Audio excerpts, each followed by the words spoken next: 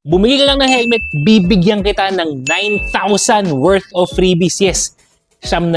Dito mo lang makukuha yan sa Juan Moto Avenue. Meron tayo ditong K-Bird Italian, legit Italian brand helmet. Alam mo SRP nito, tingnan mo. 17,000 pesos ang SRP niyan. Okay yung peripherals, dual visor, full face.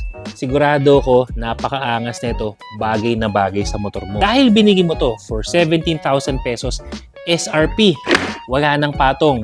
Bibigyan pa kita ng pin lock worth 1,500, para clothing worth 1,400 pesos, feature eyes worth 4,600, check balaklava worth 250, check phone holder, ayan o, worth 300 pesos. Meron pa tayong hoodie jacket dito worth 900 pesos. Susumo, totoo mo yan.